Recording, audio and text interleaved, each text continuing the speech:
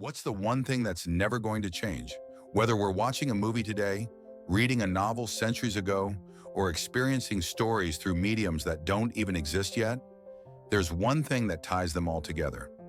One thing that makes us lean in, care, and feel something. People. The human experience. At the core of every great story, no matter the genre, no matter the medium, is the human condition. Emotion. It's the universal language. The one thing that transcends culture, time, language barriers, and technology. When we watch a film, we're not just watching a sequence of events. We're watching people feel. We're experiencing their desires, their fears, their joys, and their losses. That's why the setting doesn't matter. Whether your story is set in a post-apocalyptic wasteland, a sci-fi utopia, or in a tiny apartment in New York City, what the audience connects to is emotion.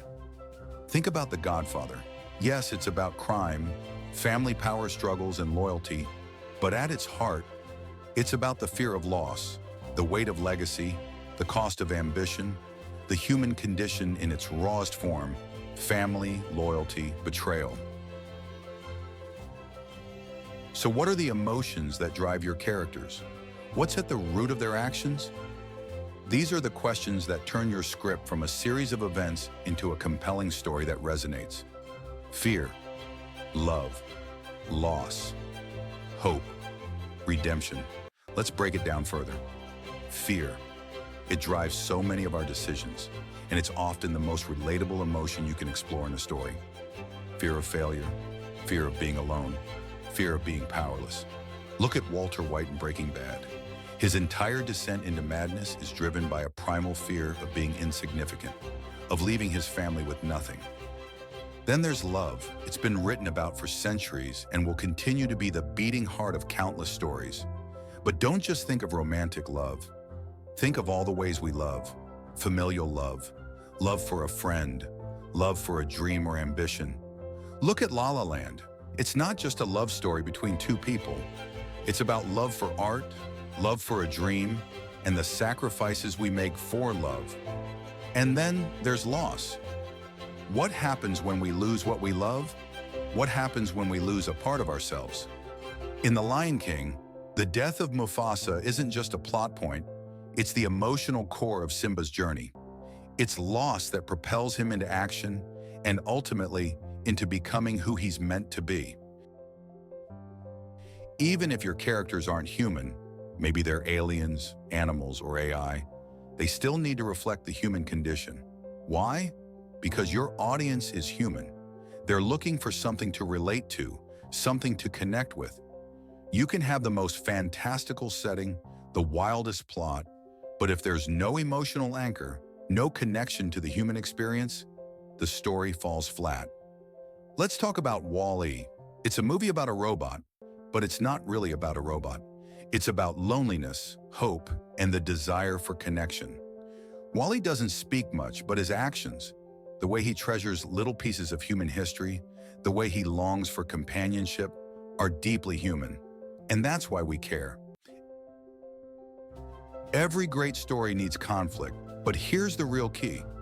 The most powerful conflict is internal.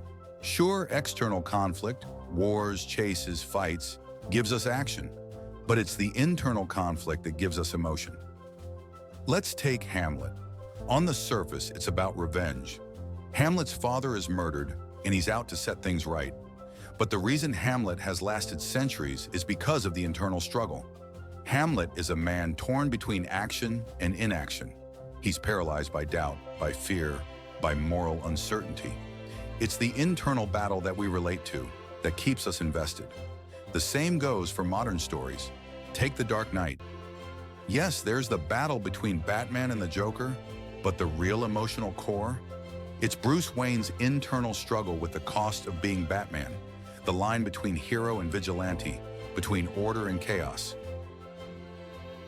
Here's the ultimate question you need to ask yourself when writing any script. Why should the audience care? What's at stake emotionally? If your audience doesn't care about the characters, doesn't feel the weight of their journey, your story won't resonate. Look at Toy Story 3. It's a movie about toys. Yet the moment where Andy leaves his toys behind is one of the most emotionally powerful scenes in any film. Why? Because it taps into something we've all felt: the pain of growing up, the bittersweet nature of saying goodbye to childhood.